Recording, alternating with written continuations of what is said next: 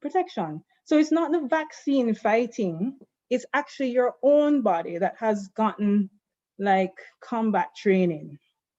So the vaccine is like the trainer that is training your immune system to recognize the enemy so that when the enemy comes, it's ready to just fight it off. That's how vaccines work. It's an offensive weapon. It prepares your body to produce a stronger, quicker immune response when the germ comes to your body the first time. With natural immunity, meaning you just get the virus and you develop your own immunity, you have to be exposed to the germ first. So you have to actually get sick. So the second time around, when you get exposed the second time, then you may have some immunity to fight the germ off. But so it's like chicken pox. A lot of us, when we were younger, had chicken pox. And we say, just get chicken pox over and done with because you usually just get it once. You get it once because the immune response you get when you get chicken pox is good enough so that it protects you basically for life. But it's not so with a lot of other germs, right? When you get vaccinated, and there is a chickenpox vaccine now, so you don't have to go through chickenpox. When you're vaccinated, your body is able to recognize the invading germ and produce antibodies to fight and destroy the germ before you become unwell. So the vaccine doesn't make you unwell. It doesn't cause illness in you. It mimics the virus, but it doesn't cause illness. So why should you get vaccinated? Vaccines are safe and effective for preventing serious infections and complications. It absolutely makes no sense to produce a vaccine against a mild illness. That's a waste of time and money to do that. That makes no sense. Vaccines are only produced for serious illnesses. So measles, mumps, rubella, the polio, all those childhood illnesses that were killing off children decades ago, we've forgotten that. I've been practicing medicine for, I don't know, 17 years now. I've never seen a case of polio. I've never even seen a case of measles or pertussis or diphtheria. I may have seen a case of tetanus once, but the long and short is we don't see those illnesses anymore. It's because vaccines have been so effective, right? Now, it's impossible to predict exactly who will get a serious infection that causes hospitalization and death. We know about the risk. So if 100 people are in a room and you have those that have comorbidities, so you can predict that if those 100 people are elderly, then about 20% of them may die, right? If all of them get COVID, maybe 20% of them will die if they have comorbidities. But you don't know who. You don't know if it's going to be Jane Brown or John Doe that's going to be the one to survive or die. You can't predict it. So you can't prescribe a vaccine because that person is going to pass. So that's why it's a population-based intervention. Everybody needs to get it. Even if immunity is developed because of prior infection without reaching herd immunity, the disease can circulate and cause serious infection in vulnerable persons who are not eligible for vaccination. So some persons that can't get vaccination, like for example, newborn babies. You heard about the range of persons getting COVID. A 6-week-old baby was diagnosed up to a 104-year-old. Those persons would not be, those persons on the wide spectrum of age can't be vaccinated. So it's the reason why pregnant women get vaccinated, are supposed to be vaccinated against like rubella and influenza and tetanus to protect their babies, because the babies, when they are born, they'll get the mother's antibodies either through the placenta or through the breast milk. That's called passive immunity, to protect the baby until they can get their own immunization and until their immune system is mature enough to develop its own defenses. And persons that are very elderly, frail, that have significant illnesses that weaken their immune systems, if they get vaccinated, their vaccine won't respond, their bodies won't respond well to the vaccines. So let's talk about herd immunity. What is it? And why does my choice, why does your choice matter to others? And it's because of the whole concept of herd immunity. So follow me here. In the first row, you have the blue persons that are not immunized and they're healthy. But in the population, you have persons that are infected. They're sick and they're contagious. With time, you notice the red people are surrounded by all these healthy people that are not immune. That will make the virus or the disease spread rapidly. And that's what happens in an epidemic. In the second scenario, you have these infected people, but you have few persons that are immune, very few. So in that scenario, the persons that are immune will have protection, but because you still have so many unimmunized persons, then the virus can still spread. You see, the red person is still standing beside a number of blue people. So it's still gonna, the epidemic is still gonna be propagated and spread easily through the population. Herd immunity is when you have the majority of persons being immunized. So if you see those red people at the bottom, they're surrounded by immune persons. That means the virus can't spread through them to get to the susceptible blue people. And that is the stage where we want to be, where there's so many immune persons in the population that the virus can't spread. I'm going to share a very short video with you that demonstrates the concept of herd immunity. It's just 2 minutes. There we go. All right. The more infectious a disease is, the higher the proportion of the population that has to be protected before we get to herd immunity. So for coronavirus, we think that it's probably around 70% of people would need to have immunity before the rest of the group would be protected.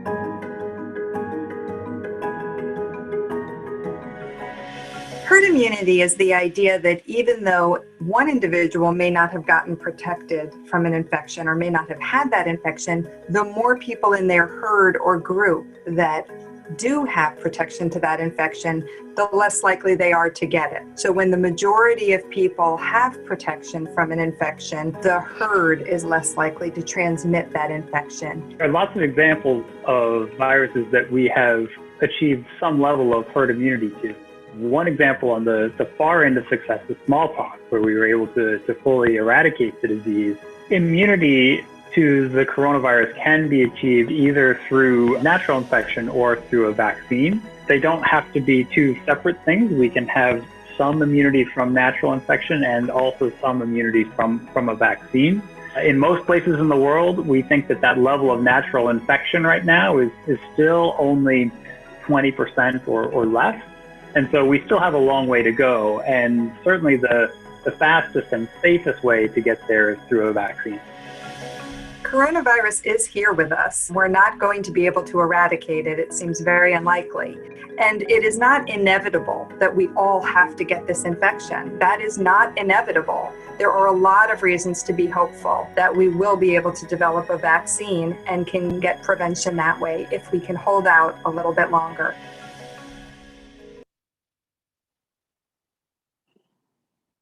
Okay, so that was herd immunity. Back to the presentation now.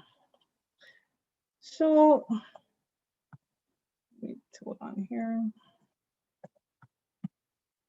Okay, so the question people always ask is, why is getting infected with the virus that causes COVID, to just get it over with, not a good idea? Because some countries have actually taken that route where they said, sure, it's too much to do any mass measures, let's just let everybody get infected.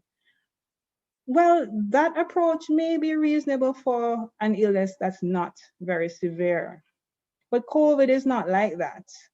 2% or the death rate is 2%. So like I said, if 100 people are in church, say all of them just get COVID, then 2 of those 100 persons are expected to die. If they have 100 elderly persons in Bethel, in the sanctuary can hold 100 or more, I'm sure. Can you think about 100 elderly persons in the sanctuary? And we just say, just make all of them catch COVID. That's 20 of those 100 elderly persons dying. And that's not acceptable at all. So the situation with COVID is that it's severe, and there's a higher risk of severe disease and death. So you always hear about the strategy to flatten the curve, and this is what it's about. The blue curve is what we want. The dotted line that goes across is our healthcare system capacity, meaning we have a set number of hospitals, we have a set number of resources to treat ill persons. If we keep the infection rate down, then it will not overwhelm our health system. If everybody just let loose and say, sure, me can't bother, let me just get it over with and done, then the red curve will happen, where probably about 80% of you will have something mild. You don't need to go to a hospital, but then you'll pass it on to those that need to go to a hospital, and then there will not be enough capacity to treat them. Not only will the hospitals not have the capacity to treat the large number of COVID severe cases that present to them, but then how are they going to treat the other illnesses? How are they going to treat the stroke, the heart attack, the injuries that come in? So we don't want the red curve, and this is where we're heading, where our healthcare capacity is under strain. We've done well over the past year, but then I think people just tired of the mask and they're tired of the physical distance, and them just like, sure, me can't bother, this taking too long. But we knew that the pandemic would take a long time if we take that route. If you notice, the blue curve is much wider. It's going to take a longer time, but then it means we have to be resilient, because if we don't, then our healthcare capacity is going to be exceeded. I'm going to go through a few myths regarding the vaccine. First one is COVID vaccine will alter my DNA. Fact, no. The vaccine does not alter your DNA. Vaccines mimic viruses.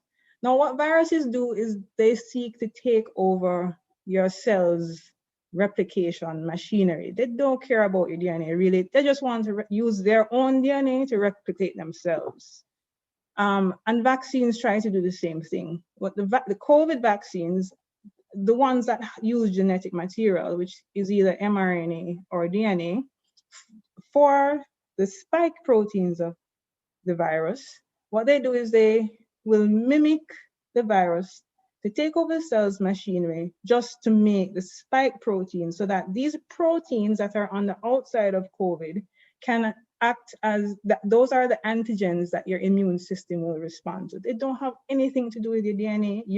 They don't need to alter your DNA. And once the vaccine primes your immune system, does what it needs to do, then whatever components of the vaccine were injected are gone, because then your immune system would be primed. This diagram is showing the different types of COVID vaccine. So the whole endpoint of a vaccine is to get these spike proteins into your body, right? These little orange spike things. Because if you look at the coronavirus, the outside has these little spikes. Those are the antigens. That's what your body will recognize to say, oh my goodness, there's an enemy inside. Let's produce an immune response. So you can either put the spike protein or some sort of purified protein into your body, which isn't as hardy, or you can use a genetic material that will enter the cell and reproduce the spike proteins from within. Those mechanisms are actually better. They produce a more efficacious vaccine. Those vaccines tend to do better. So this technology is not new. It's actually been around for many, many years. So it's not any big conspiracy to inject some DNA or some genetic material into you. It's nothing like that. So next myth is, I have already been diagnosed with COVID, so I don't need to get the vaccine. Fact, you still need to get the vaccine. Why?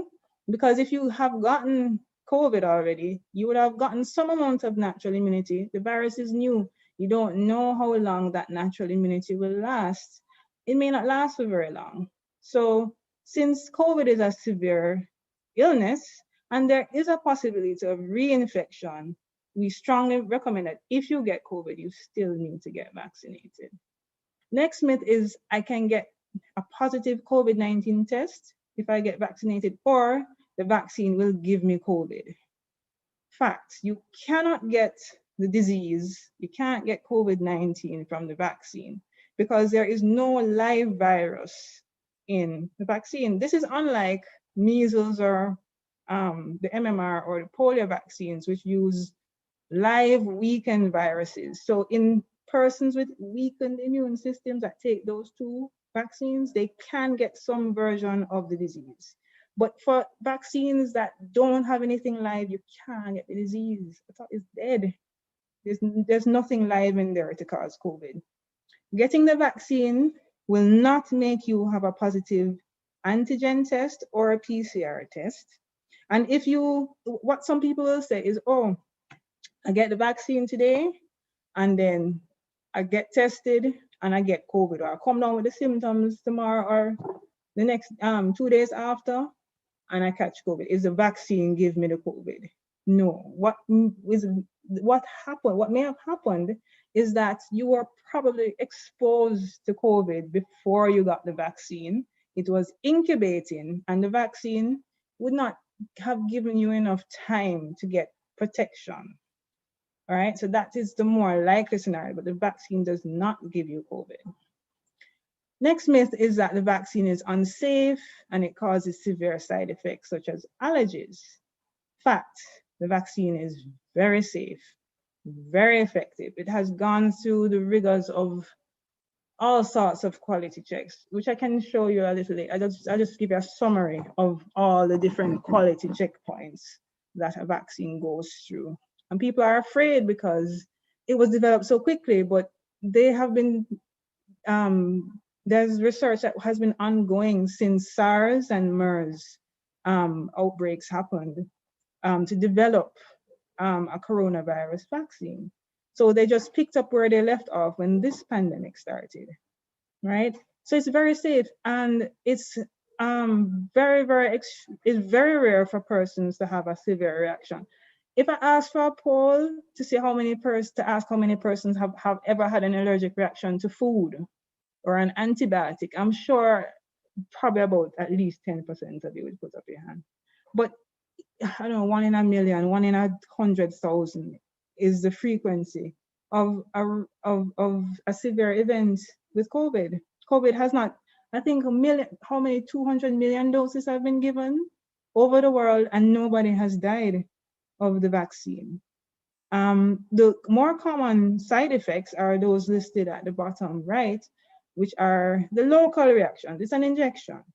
So you'll have pain, swelling, redness at the site, and you may have some fever, joint pain, muscle ache, fatigue, headache. Now, you know, to tell you the truth, when you get these symptoms, it's actually a sign that the vaccine is working. It's actually stimulating your immune system. When you feel these symptoms, it means your immune system is being primed. And they last for 24 to 48 hours. It's not that big a deal. Take some Panadol, have some fluid, and you're good to go. But it is recommended that those people that have ever had a history of a severe allergic reaction to a vaccine or any ingredient in the vaccine should not take the vaccine.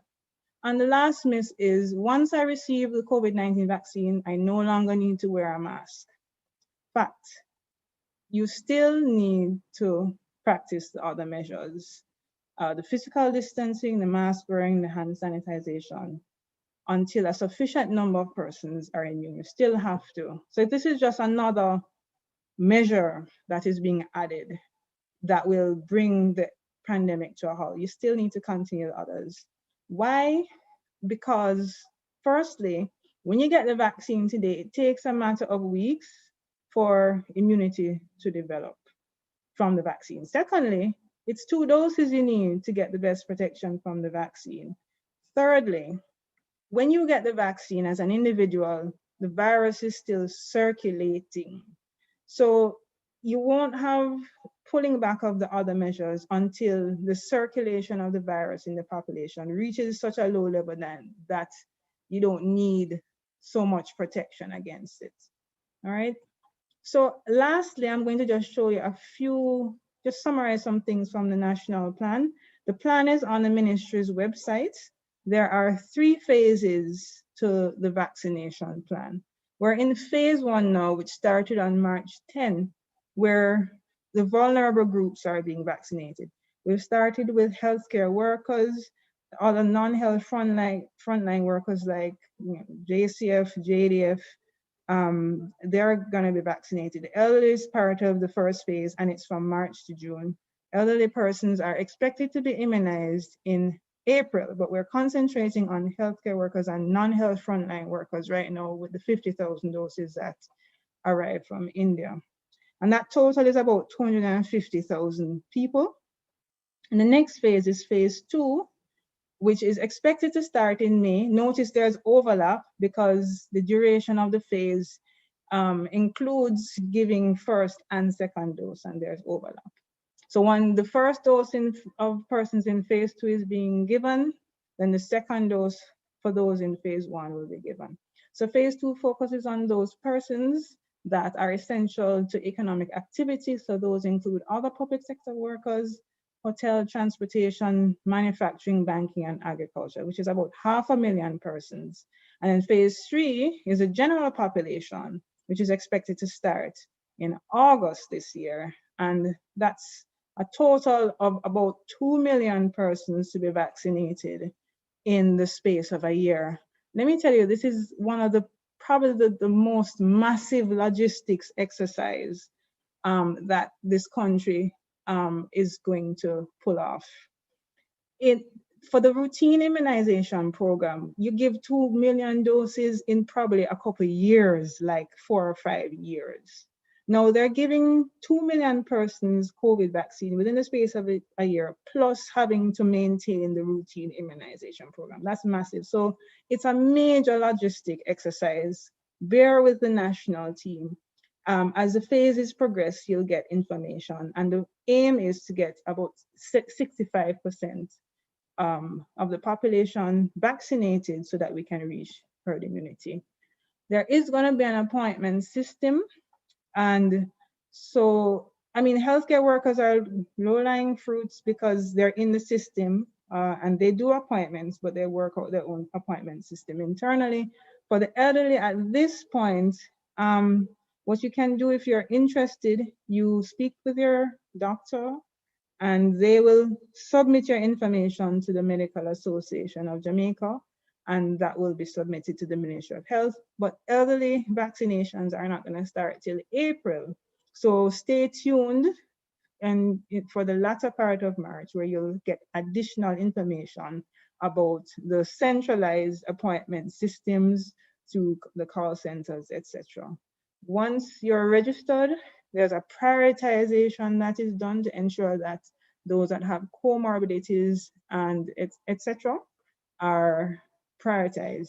You get your vaccine, you'll be contacted 3 days before your vaccine appointment, and then you'll be given an appointment for your second dose. And when you do go to the vaccination center, a lot is being done. It's gonna be like a production line.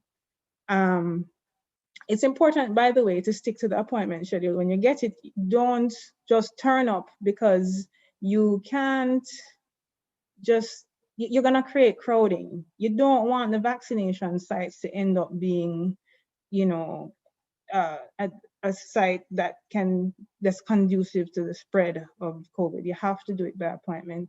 When you do go for your vaccination, when it's your time, then you are registered. You'll get a vaccination card. You will be counseled in a group, a small group. You'll get your vaccine by a trained professional. Then the longest segment is the observation for 15 to 30 minutes to ensure that you're not having any acute reactions, and then you're documented as getting vaccinated and you get your second appointment. So the total time it's supposed to take is about half an hour to about just under an hour if you have to go through the full 30 minutes observation. So we're coming to the end. I have this slide that shows the process. Now, vaccines are treated like other pharmaceuticals in terms of the stringent regulations that surround the development, manufacture, transport, etc. So from development, you have all these, I'm not even going through the phases, phase 1, 2, 3, but in essence, they have to prove that the vaccine can do what it says it can do, the vaccine is safe, and is it effective and safe in humans? They have to prove all of that. And then pass that phase of development and trials. And then there's a pre-qualification with WHO, and then the emergency use authorization that's happening now for the vaccines. And then you have the manufacturing process, which has its own regulation and quality checks. Once they're manufactured, they're in a cold chain, and you have cold chain monitoring.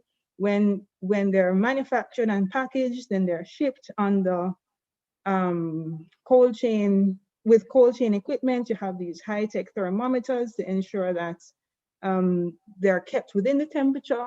When the vaccines arrive, you can push in the high-tech thermometer into the computer to make sure that there's no breach in the cold chain, meaning that the vaccine was kept in the temperature that it should have been checked, then it's transported in the cold, stored at national stores, and all of these quality checks happen to the point of vaccination.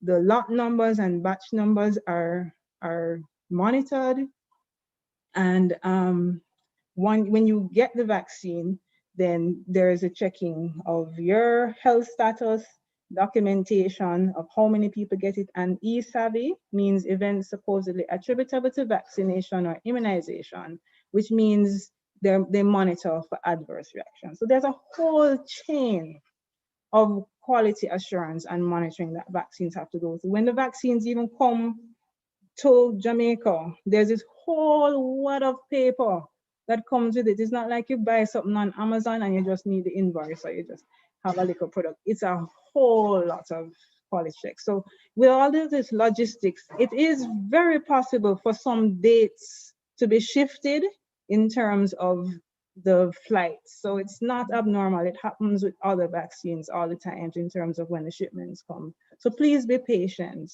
It's part of the process. So the key messages with the vaccines is that it's safe and effective.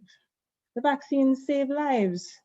And vaccination is this last armor, this last part of the armor that we want to use to allow persons to return to normalcy quickly and to allow the country to open back the economy so we can get back to normal. I mean, the first day that the vaccines were given, the health team, after working for so long, for one whole year, they got this extra burst of energy because they got this hope that finally they can try to get the pandemic contained. We're really very serious about vaccination. And I'm bringing you back to our theme. Am I my brother's keeper? We have to be, and we have to make a commitment to protect each other. Remember, we all have the power to limit the spread of COVID-19. Let's keep working together to protect each other from the disease. Thank you. These are the persons that I acknowledge. And I'm going to ask one final question. Having heard all of this, when it's your turn to get the vaccine, are you ready? Will you take the vaccine?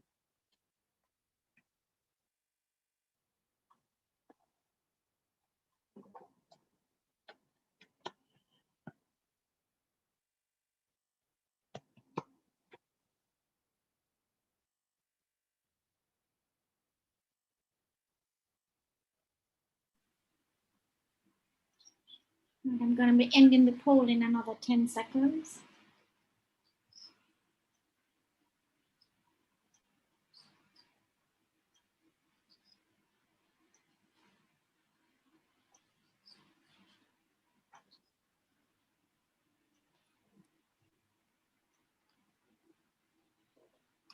Now you're seeing the poll results. I am absolutely heartened. I think I need to tell the ministry personnel this poll result, because it means that if this is 76% and our target is 65%, then we're good.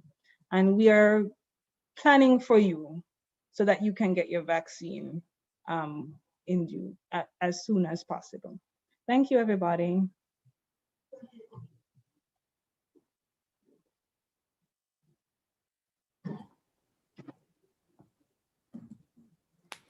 Thank you very much, Dr. Julia. Very exhaustive yet interesting presentation. I see our sister Audrey's hand is up. Go ahead, Audrey, please ask your question.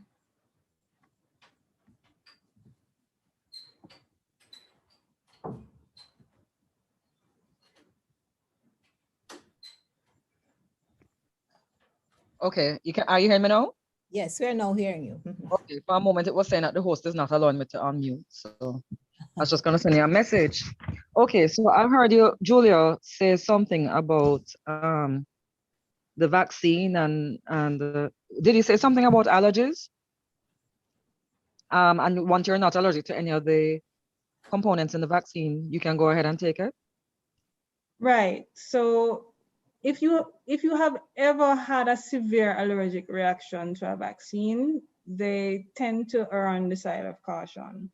Doesn't mean that if you've had an allergic reaction to anything, then you're ineligible. What is done is a detailed history is taken when your assessment is done, and the determination of whether or not you should get it will be made. So they look at, if you have a condition that affects your immune system. So where allergies are concerned, I think polysorbate, I think, is the product in the vaccine that is of concern. But there are not that many components in the vaccine. And the percentage of persons that do have that allergic reaction is way less than 1%. Okay. All right, because I have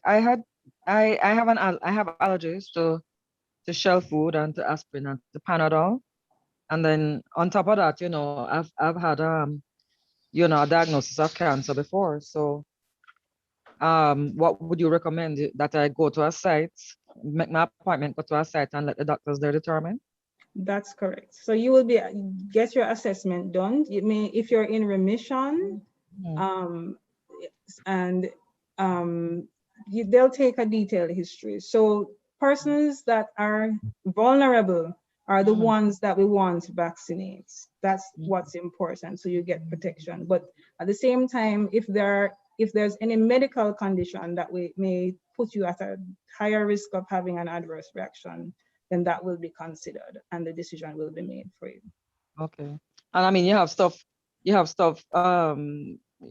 the anaphylactic reactions and everything else. Definitely. Every vaccination site is equipped with the medication equipment, the personnel, there's a doctor there, and nurses. And it's part of vaccination procedure to have what you call an e-savvy kit on hand to deal with allergic reactions. Question, what is polysorbate or whatever?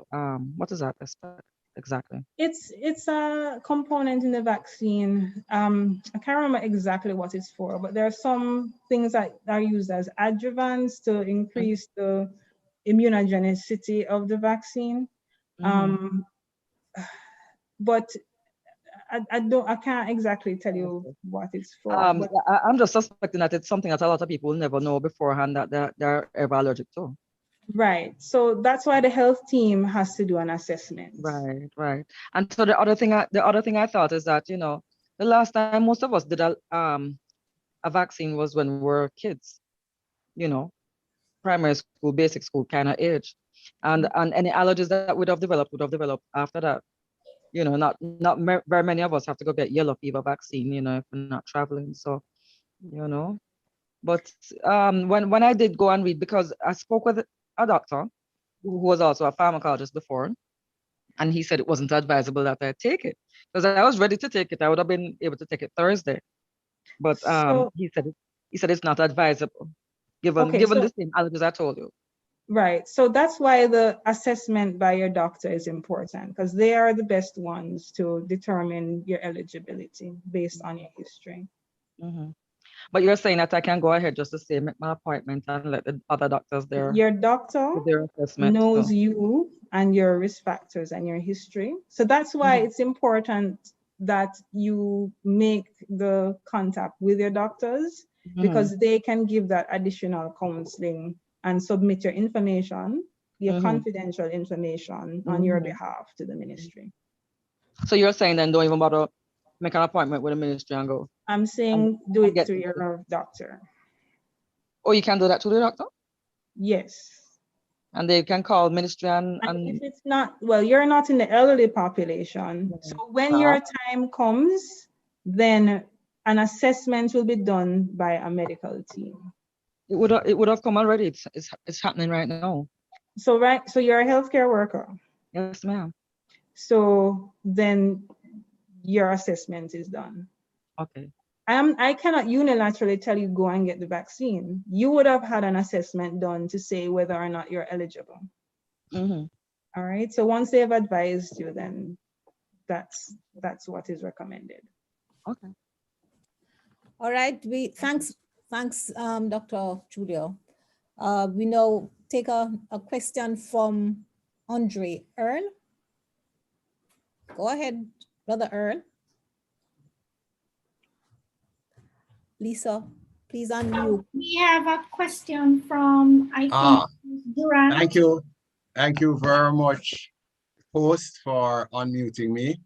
And let me just say quickly, thanks very much, team. It was such an excellent presentation. I really enjoyed all of the presentations, and thanks for breaking it all down for us. I have two quick matters. The first to you, Dr. Roporter. It seems based on the presentations that the government is obviously striving for herd immunity as a solution to our local problem, getting to 65, 70% of immunity for the population. Is that correct? Yes. So does that mean that we're going to be in this state of mask wearing and all of that, the protocols, the curfews, the limits to social gatherings, etc., until we get to herd immunity? Yes. So we're going to be in this situation for about another year. Perhaps. So Alicia Tucker had mentioned the Spanish flu pandemic that happened 100 years ago, which lasted 2 years. Right. And it lasts that long because we're trying to flatten the curve, right? Okay. So if everybody got sick one time, it would be a shorter pandemic, but then the bodies would have piled up. It would be horrific. It would be traumatic. That cannot happen in Jamaica. That's carnage. So we have to be in it for the long haul. That's the long and short. We've done 1 year, and I think at this point, Jamaicans are just tired of the mask wearing, but it's important. It can't be stressed enough. All right, thank you very much for that. I'd say two matters. The second one is much shorter. Based on the advice given by all the presenters about social and physical distancing, I just wanted to advise Mr. and Mrs. Anderson to exercise some physical distancing there that I see.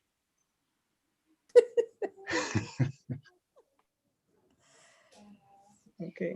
All right, we have a question from Durant Hyatt. Yes, thank you so much. Let me applaud the organization for this forum. This is indeed evangelism with a difference. and something that I've been lobbying for quite some time. And I think I made it available in my chat a while ago. The other thing is this, I see some very interesting comments being made. Are they being compiled?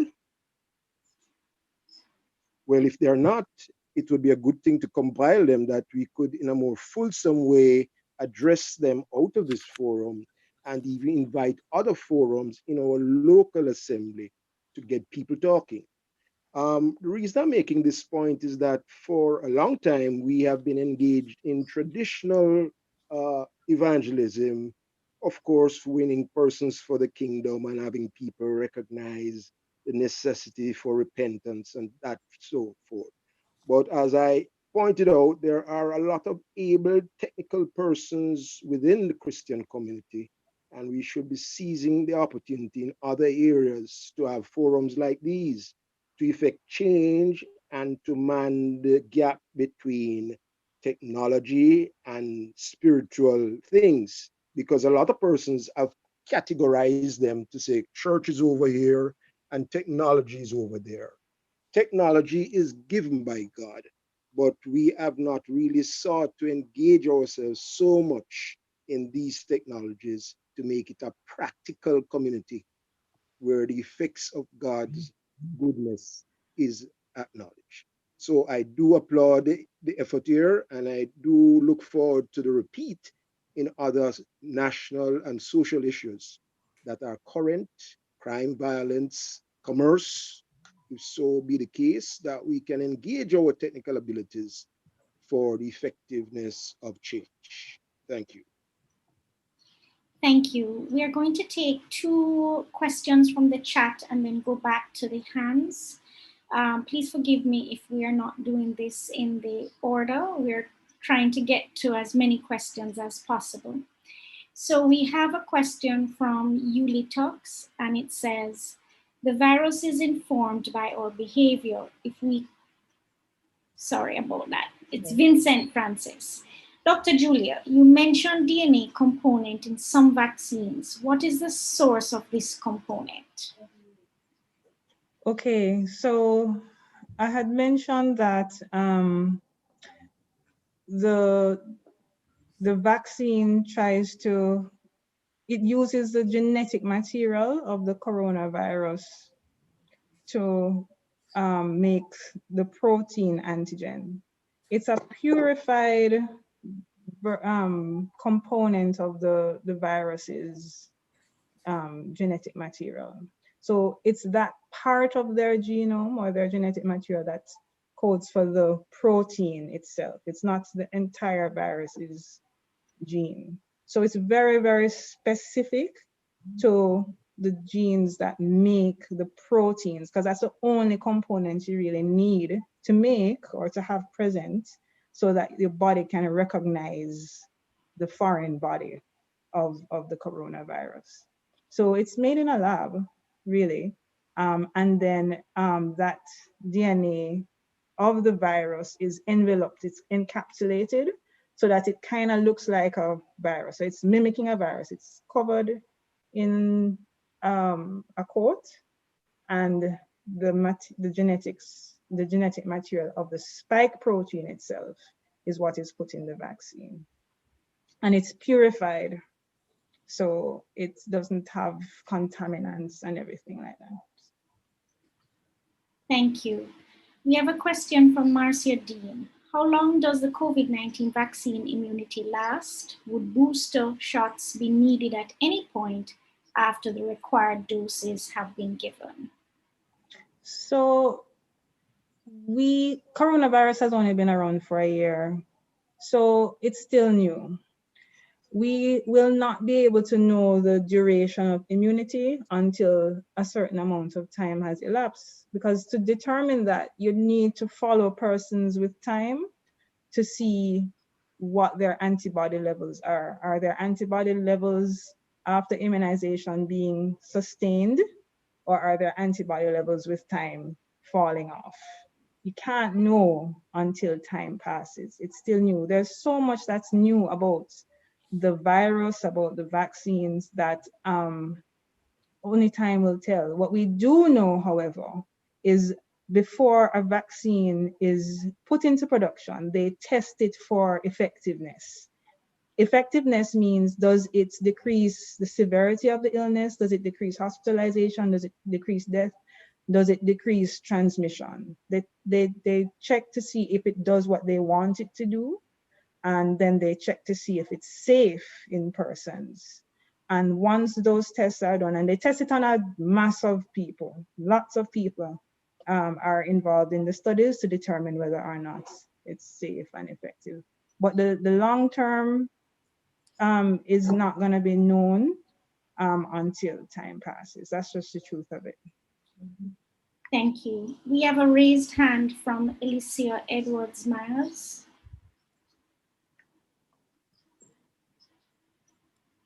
Hi. Good evening. Can you hear me? I had asked a question in the chat.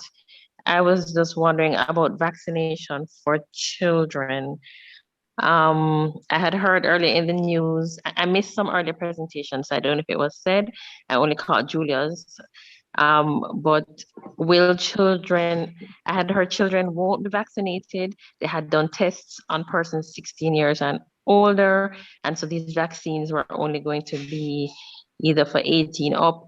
I don't know, just some clarity on that. When will children be vaccinated and what is the age range for this vaccination process?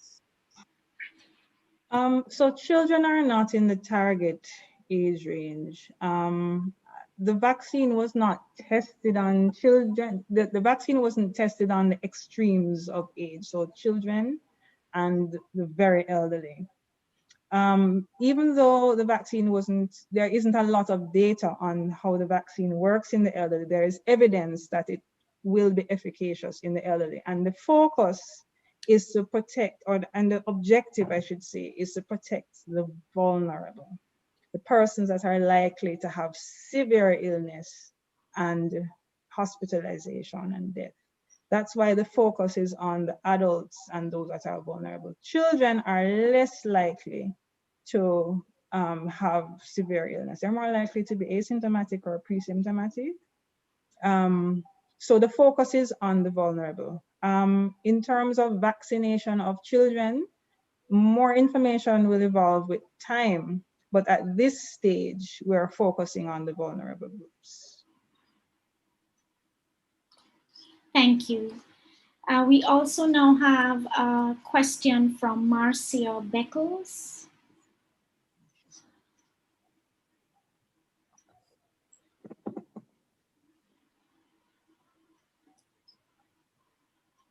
Good night, Doctor. A wonderful presentation.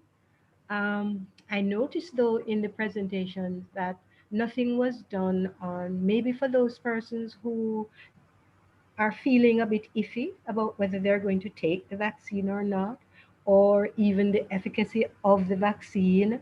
And I mean, all the other news that are going around, we hear it. And so I would have liked to hear, you know, what the thoughts are on the vaccine. Say most of Europe, they're, you know, they don't want to take the AstraZeneca. And it has reached a stage where the CDC, they have been asking the CDC to ban or put a stop hold on it. I don't know. So could you kind of, for those maybe persons who have their little doubts, allay some of those fears that they're having? Okay, thanks for that. I just want to say a couple of things. That question is loaded. Let me say, firstly, that you have to be careful of your sources. Social media is great. Information at your fingertips, but social media makes everybody an expert. Not social media. Right? Not so I know I'm just making a general statement, because what's happening is that there's so much access to information, so much information circulating, that some of it is erroneous. And you have to be careful. It's not irresponsible people that don't want to be vaccinated. It's persons that have concerns, and that's normal, that's fine. Please use World Health Organization, That's CDC, Ministry of Health, Pan American Organization, understood. sources, because what they do when you have international sources of information, they pool information. There's a global advisory committee on vaccine safety that reviews all reports. What happened in Europe with AstraZeneca, where you heard about a blood clots and they stopped vaccinating, is the fact that there is a lot to ensure that no harm is done. So they didn't stop the vaccine program because the vaccine is bad. They stopped it so that they could investigate to ensure that there's no association with a severe side effect. So bear in mind that thousands, millions of people are being vaccinated. Those same people will have blood clots, they'll have other illnesses concurrently that are not related to the vaccine. Right. So what the authorities do is they look at the population that has not been vaccinated, and they look at the population that has been vaccinated. In the population not vaccinated, they look at the incidence or how frequently persons are developing this particular complication, like blood clots or whatever is a report. And then they look at how many persons in the vaccinated population are getting this complication as well. And they compare the two groups side by side. If there are more persons getting this complication in the non-vaccinated population versus the vaccinated population, it's highly unlikely that there is an association, because remember, people will still be getting sick from other things, and it's not attributable to the vaccine. So they do rigorous investigation and testing, and they may halt the program until those investigations are completed. And a statement did come out last week from the Global Advisory Committee on Vaccine Safety to say that they have not found an association, and they don't advise European countries to stop giving AstraZeneca.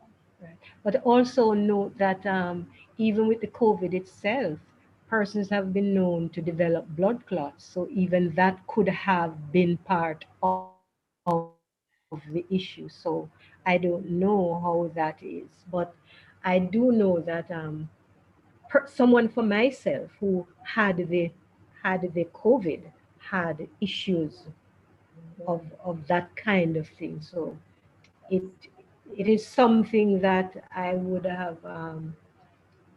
I just wanted to hear what you had to say about that. And for those persons in the community who have the fears, I know that the whole presentation is wonderful. I certainly learned from it. But for those persons who are having those little fears, encourage and say to them, it is safe and good. Go and take your vaccine. Thanks for that. And the benefit of Jamaica getting the vaccine now compared to countries that started getting it last year is that we can watch and see what's happening with them. Right. What's happening in the countries that started early is that some months after they started their vaccination program, they are already starting to see decreased circulation of the virus. It's taking an effect. And that is good news. It means that the vaccine is effective. So we're already amassing evidence, even in the short time that the vaccine has been given worldwide, over 200 million doses so far. We're already seeing evidence that it's having the effect that we wanted to see all this time. Thank you. Thank you. We have a question from Rachel Irvin. Hand is raised. Good night. The vaccination, will antibody testing be done concurrently with vaccination to see if variant probably reduce the effect of vaccination? Does the government have that in their plan of action? It's not necessary to do antibody testing to find out whether or not you have been infected or not. Why? Because even if you have been infected, you may have just not being how effective the vaccine that you got is. Oh, you Suppose mean to test after the vaccine Right. is being, okay. I see, I'm sorry, I misunderstood.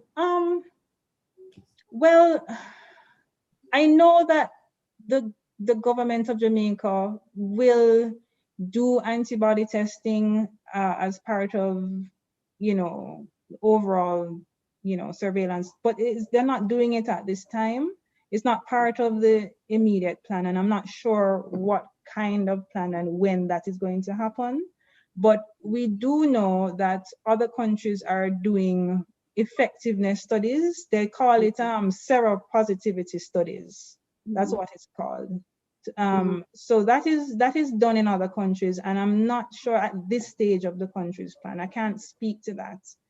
Perhaps the national epidemiologist, and at an appropriate time, they will perhaps address that. But I'm unable to say if that's what is going to happen. How are we sure if the variant will affect the whole vaccination response? How do we?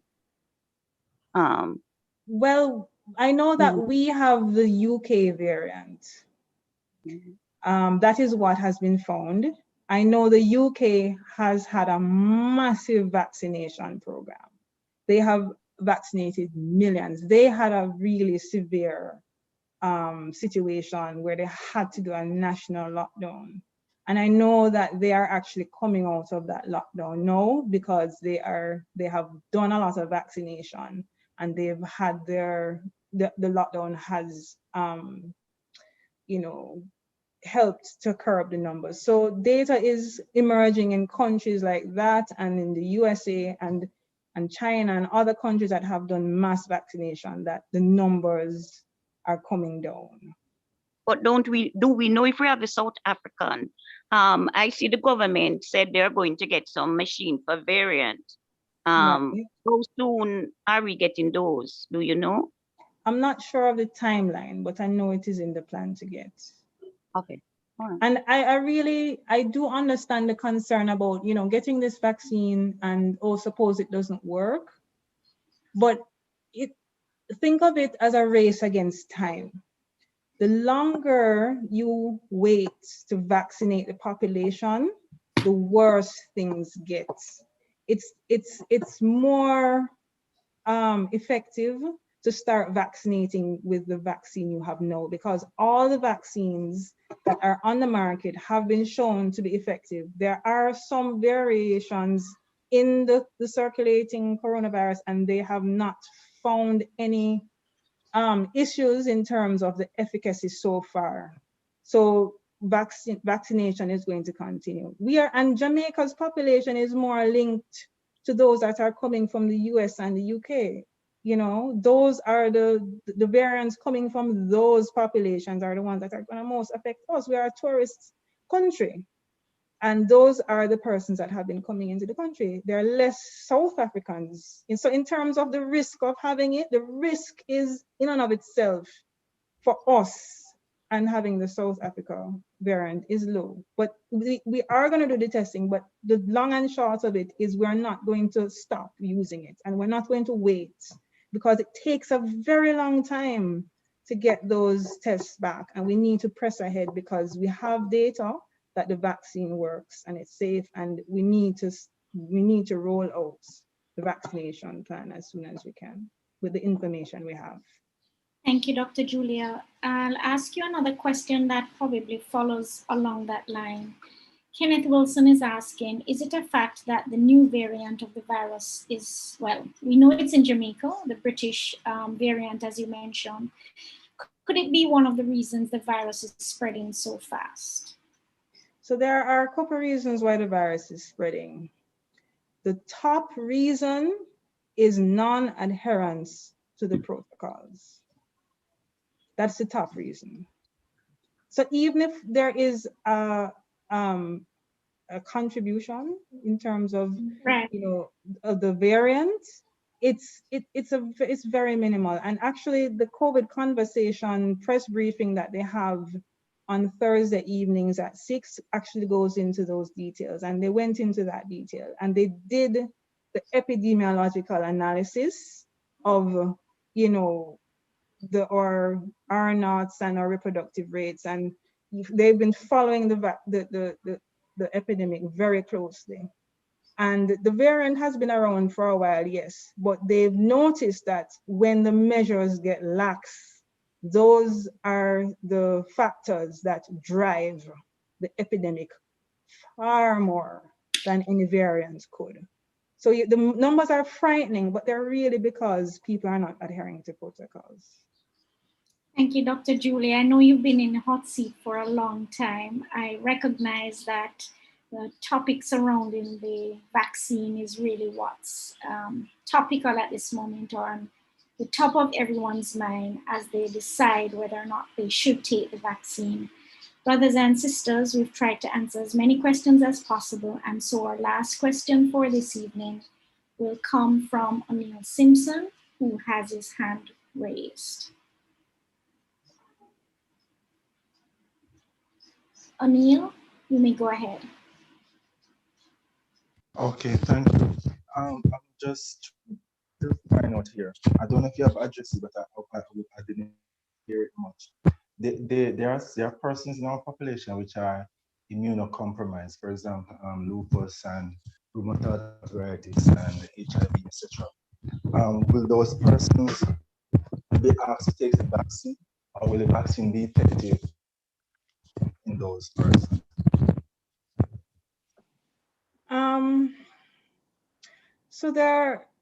So comorbidity is a very wide category, right?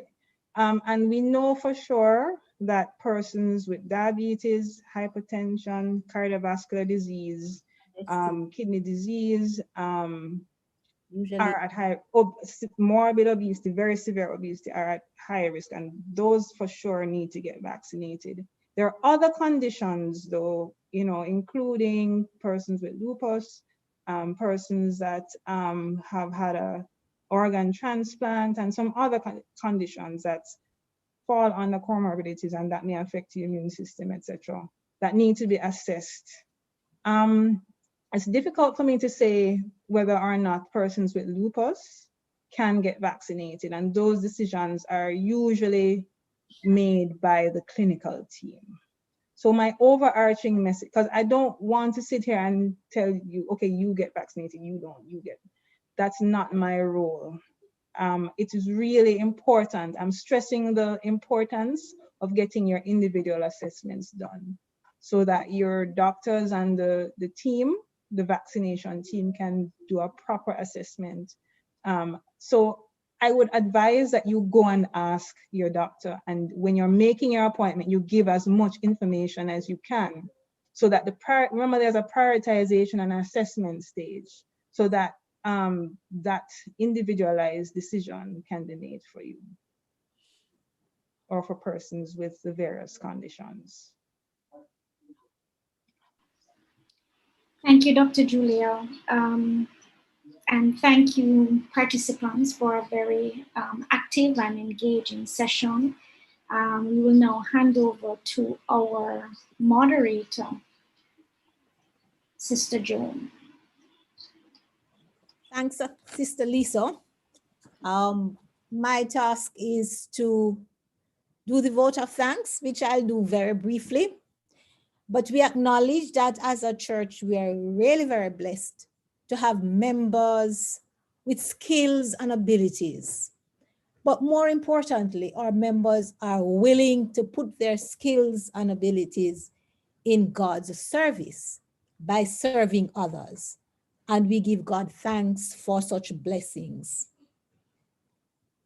The panel discussion was really the result of teamwork all the way. And I'm just going to quickly go through. We have teams in the church administrator's office. Our communications department has been a bedrock in terms of getting the media ready, preparing our panelists, really supporting throughout, and we are indeed very grateful. Cyber Center has played a role in designing our communication instruments. Members of the healing ministry were also very supportive. And of course, our own team, the Holistic Health Promotion Committee. Our sister Lisa Brumfield a techie and also a tower of strength. But really, the audience has been really outstanding. Just to look and see the number of persons who have remained with us throughout the period of time. And so we just want to say, to God be the glory. We are happy that we did set out to inform. We did set out to look at some of the issues. We allowed persons time to ask their questions. And so we end where we started. We are called to be our brothers' keepers.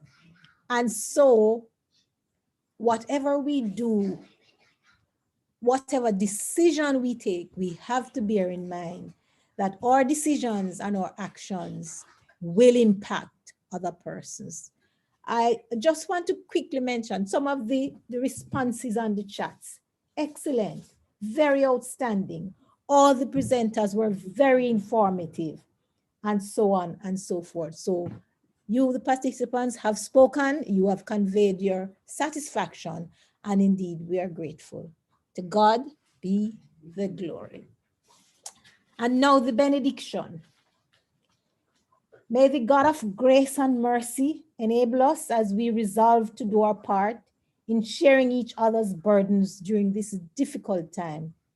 And the peace of God, which is beyond our understanding, guard our hearts and minds through Christ Jesus our Lord. Amen. Again, thank you very much, and goodbye. No. Nobody wants to leave. Good night, everyone. I see Dr. Sharon Earl Edwards putting up a chat, Lisa. Where? Okay. We're always happy. Thank you. Yes. Always happy to have our cheerleaders and persons who support us in our efforts. Thank you very much. Thank you very much. Good night. Good night, everyone. Yes, thank you. All right, all. Take care. Meeting ends from